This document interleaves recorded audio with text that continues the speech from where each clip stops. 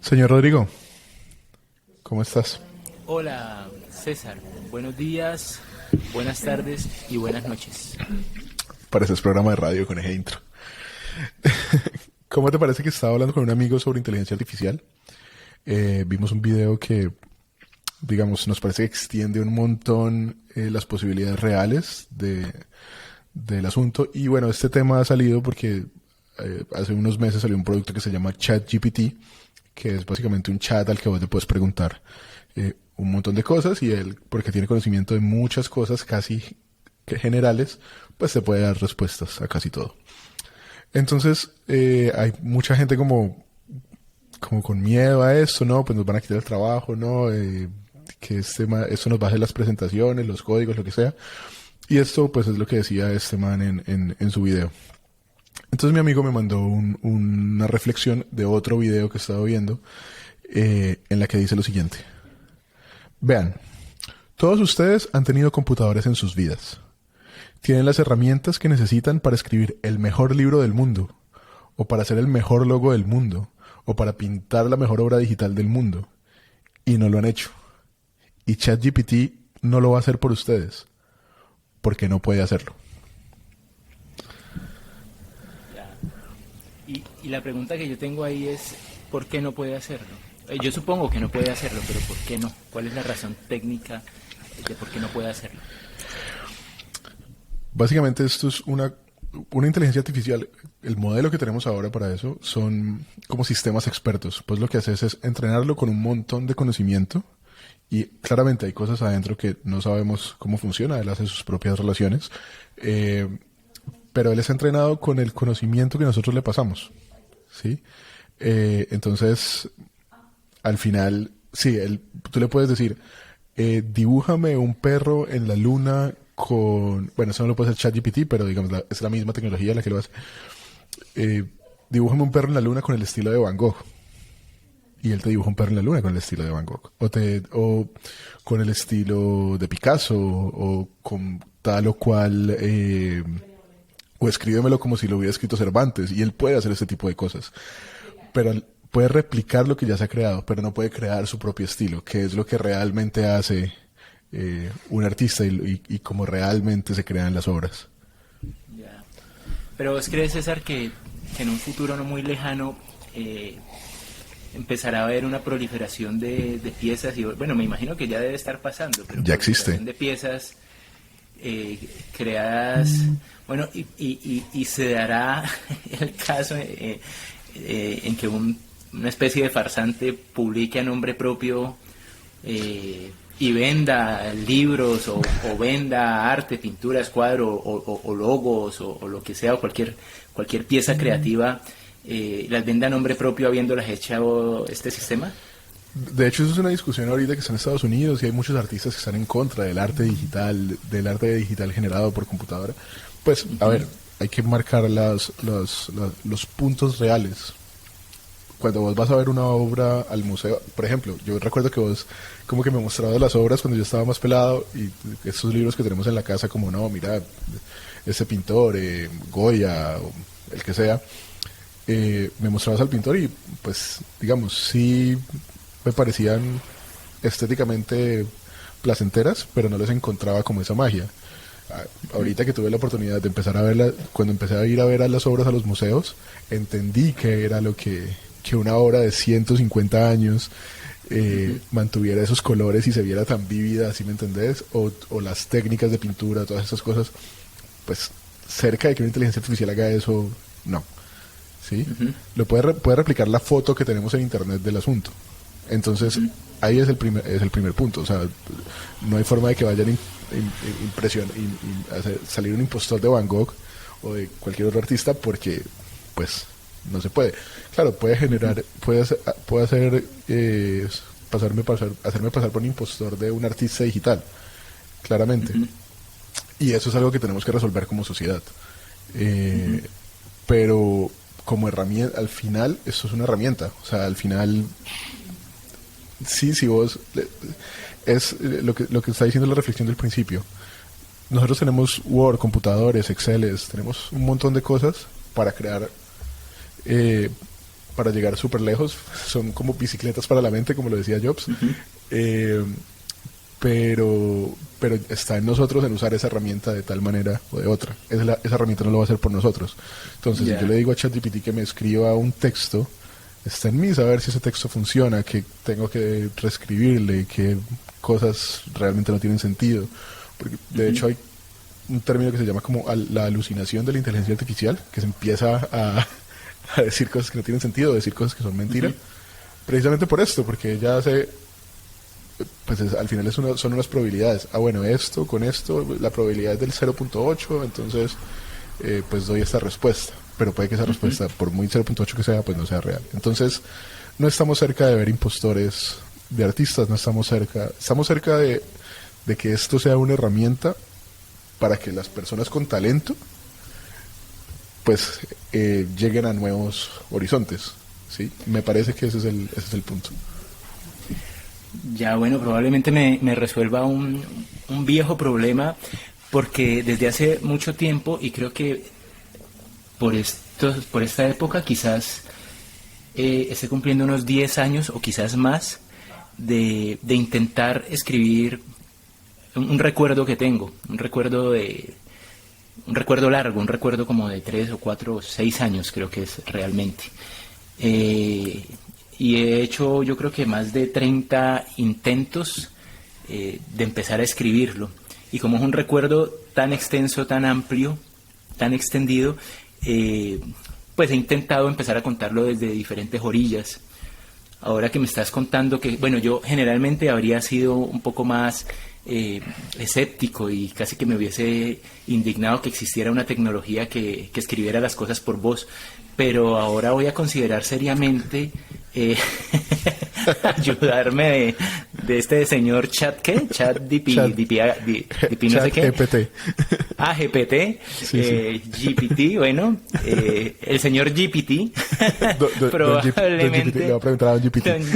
Don GPT probablemente pueda ayudarme a resolver cómo terminar de contar lo que he querido contar desde hace tantísimo tiempo, ¿no? Luego yo hago corrección y hago edición, que me parece que es una parte del trabajo que es muchísimo más sencilla y más fácil. Da muchísimo más gusto, ¿no? Cuando ya se trata simplemente de acomodar oraciones, comas, cortar párrafos, etcétera.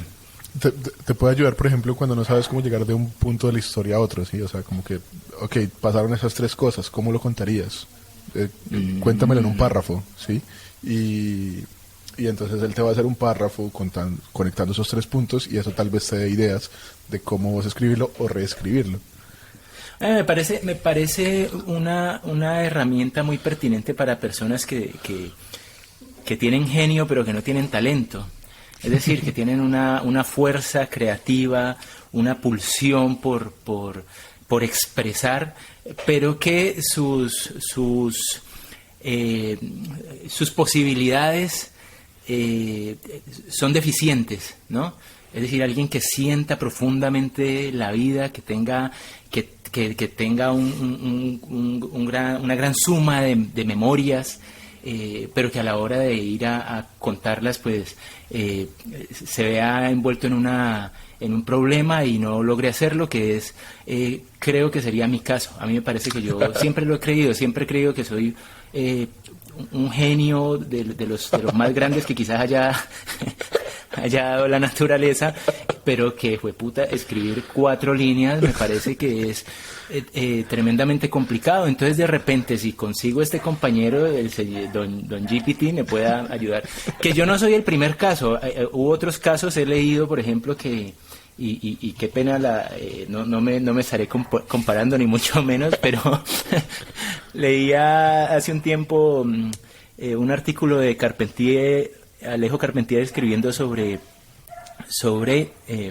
Flaubert, que realmente tenía dificultades para escribir, que de verdad hacer una página para este hombre suponía un suplicio y una labor muy ardua, y básicamente el editor, en ese caso el editor del señor GPT, tenía que hacerle un montón de correcciones y de arreglos a lo que él iba tratando de a duras penas hacer, ¿no? Y bueno, terminó escribiendo Madame Bovary y otros textos fundamentales en la historia de la literatura. Así que no me parece descabellado terminar ayudándome de este señor. Cuando me vea muy a gatas, tal vez te avise para que me contes cómo funciona. Funciona como un chat, pero, y de hecho hay una larga en ese tema que me gustaría que lo habláramos en nuestro próximo episodio, porque te quiero preguntar primero si has intentado escribir esa historia recientemente. Sí. Intenté recientemente, lo intenté recientemente en el año 2022, lo intenté recientemente en el año 2021, en el 2020, en el 2019, en el 2018. Tengo en mis carpetas un archivo por año, y cada archivo uno se llama novela 2017, el otro novela 2018, el otro se llama novela 2019 y así sucesivamente. Este último se llama novela 2023. Todos los años hago un intento, empiezo en enero, a veces llego hasta marzo, y bueno, alguna vez escribí hasta 50 páginas. Y el último intento, como te digo, es este reciente que empecé la semana pasada. Ok. Entonces, ¿qué? ¿Nos vamos con el texto de esta semana? Bueno, dale, hagámosle a ver a dónde nos lleva. Bueno. Antes de que comiences el texto, antes de que comiences a leer, quisiera meter una cuña, nuestra super cuña personalizada. Quiero que sepan que qué le vamos a hacer es el podcast y blog de Biblioteca del Sol. Nosotros en Biblioteca del Sol creamos historias y vendemos libros, que puedes encontrar en bibliotecaldesol.com/libros. También estamos en Instagram como @Biblioteca del Sol, donde vamos a estar subiendo algunos clips de este video. Y, entre tanto, puedes quedarte a escuchar el texto de esta semana con Rodrigo Estrada. Muchas gracias, César. Antes de empezar a leer, quisiera hacerte una pregunta. Es que cuando me dijiste que iba a haber una cuña, yo pensaba que iba a ser una cuña pregrabada, con fondos de música, etcétera, como yo he visto que sucede en otros podcasts con una producción aceptable. ¿Qué pasa? ¿Vamos a tener en algún momento en algún momento, cuando no tengamos que bajar el video y editarlo tanto y hacer la cuña, lo podemos hacer? Ok, listo. No, pero sí. No, me parece además que vos está aquí bien sos... así en este momento. No le demos largas al ¿Sí? asunto. Hacemos la cuña en vivo. Bueno, ¿no? ¿funciona también o...? Sí, pues si ¿sí? no me hubieras interrumpido funcionaría, la verdad. No, pero no te interrumpí, dejé que lo hicieras hasta el final, solamente te estoy preguntando. Dale con el texto. Bueno, no es una interrupción, ¿no? O sea, simplemente era una pregunta que tenía, pero me la puedes terminar de responder después. Bueno, el texto.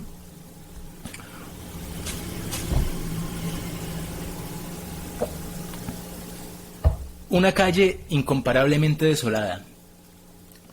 Debía uno tener el esqueleto bien armado para no ir a desplomarse antes de dar unos cuantos pasos. Después de las 6:30, la sombra extendía su imperio. No la oscuridad, sino la sombra. Un manto de pesadumbre que tendía a aplastar las fachadas y los andenes. La casa estaba casi en la otra esquina y atravesar la cuadra suponía un esfuerzo importante, una lucha contra la hartura, contra la miseria, contra la caída. Debía pensar cosas bonitas para no amargarme, o debía soñar con lograr algo importante en el futuro. En todo caso, ya me había acostumbrado.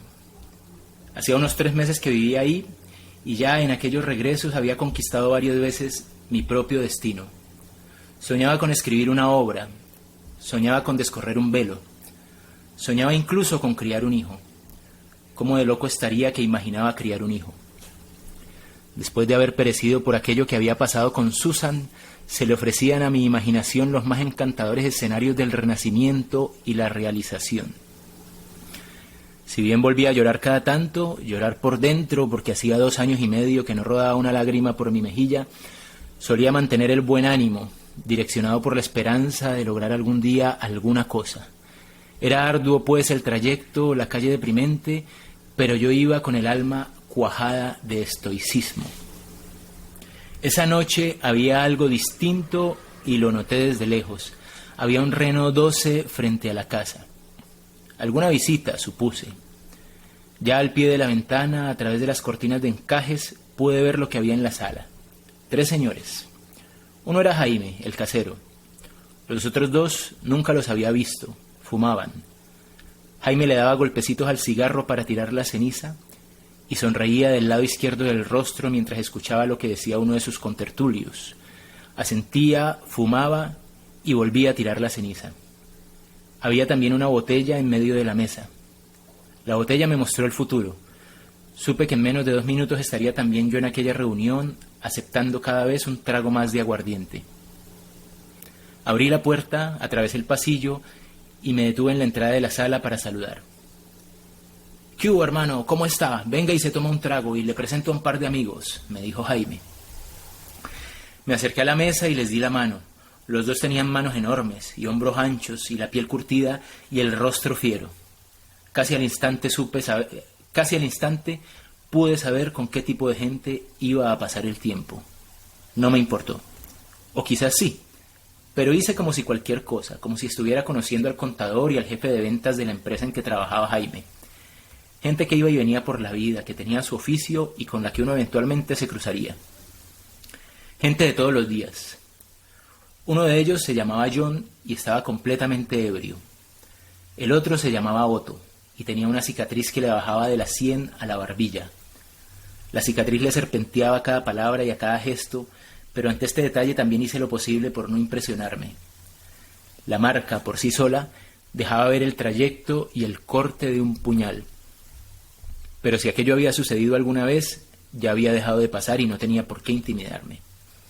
Además, harto había conocido yo de cortes, espadas y miembros cercenados, de venablos clavándose en el pecho, de armaduras resonando con estrépito, de cuerpos arrastrados por caballos en estampida, despedazados por efecto del roce contra el suelo pedregoso. ¿Qué podía intimidarle entonces a un joven educado por Homero? Las puñaladas callejeras venían a ser un juego ingenuo para quien había escuchado el griterío de aqueos y teucros, el tronar de bruñidos escudos, el chasquido de agudos bronces. Una cicatriz, pues, era mucho menos que una cabeza arrancada, así que me senté a la mesa, tomé un cigarrillo de la cajetilla y lo encendí, dándole una muy honda chupada y dejando luego escapar el humo al mismo tiempo por la boca y por la nariz. «Rodrigo, Otto es el que me regaló este dibujo. ¿Se acuerda que yo le había contado?», dijo Jaime con entusiasmo mientras me servía una primera copa. Claro, el dibujo de Baudelaire, el que estaba ahí enmarcado y colgado frente a la mesa, el que le había hecho un amigo suyo en la cárcel después de haber aprendido a hacer calcos con cuadrículas. Otto, ¿cómo no? Jaime lo había mencionado cientos de veces. ¡Ja, ja, ja! Reía cada vez que el aguardiente empezaba a hacerle efecto. ¿Nos parecemos o no? ¿Sí o no que nos parecemos? Este dibujo me lo hizo mi amigo Otto cuando estuvo en la cárcel. Luego empezaba con el poema de siempre. Tú, que como una puñalada llegaste a mi vida, como un tropel de demonios engalanada y loca, para ser de mi espíritu humillado tu esclavo.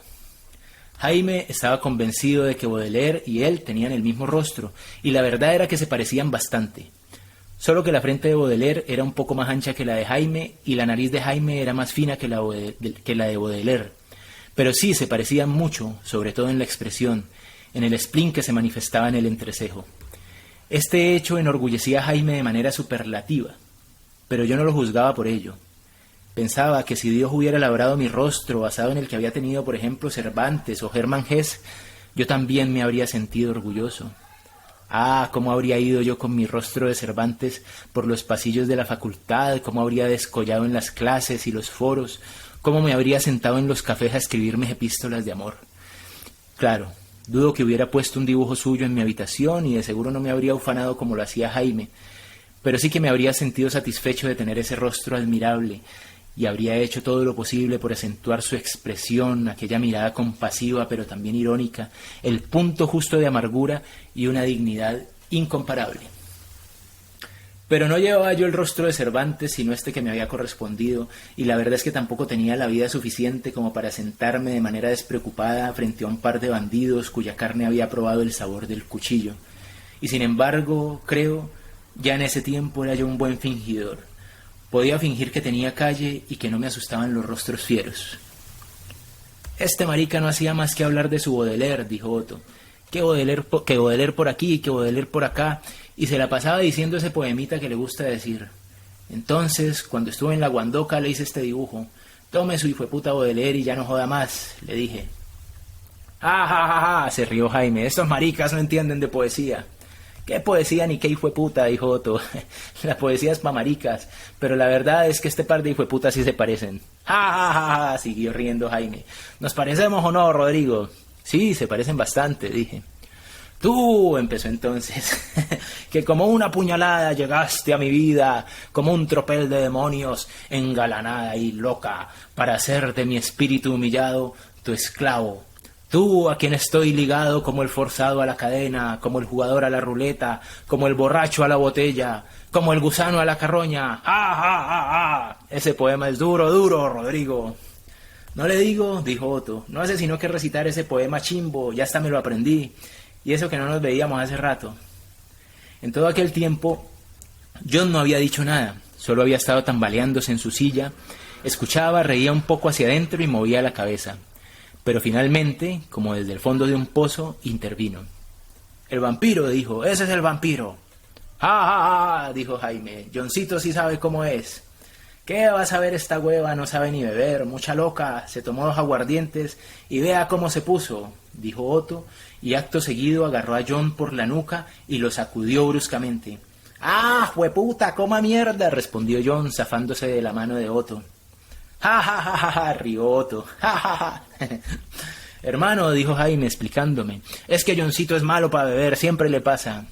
Es que ahí donde lo ve con su cara de malo y todo, este marica es una hueva, completó Otto y lo agarró nuevamente por la nuca.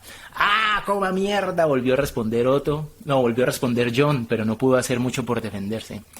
Más bien vaya y duerma, le dijo Otto. Venga, yo voy y acuesto a este marica, dijo Jaime. Venga, yo voy y lo acomodo en el carro. ¿Dónde están las llaves? Allí en el bolsillo las debe tener. Mientras Jaime se lo llevaba haciendo un gran esfuerzo por no dejarlo caer, Otto agregó. No, es que es una princesa, por eso no me gusta andar con este marica. ¿Y siempre es así? Le pregunté, como por preguntar cualquier cosa. Siempre, respondió Otto. Es que es una hueva, siempre se emborracha, y siempre la caga, y siempre se deja agarrar. Se la pasa en la guandoca. Ya, claro, dije. Tal vez debería tomar menos. Tal vez debería dedicarse a cocinar o a tejer, es que es una nena, dijo Otto. Pero no parece, repliqué. Venga, alcánceme otro cigarro, dijo él. Le acerqué la cajetilla. Mientras encendía el cigarro, vi cómo el fuego le alumbraba los contornos de la cicatriz. Estuve a punto de preguntarle cómo la había ganado, si en un lance de cuchillo o de manera accidental. Pero alcancé a contenerme, pues me pareció una pregunta invasiva para una amistad apenas en ciernes. Muchas gracias. Buenas noches.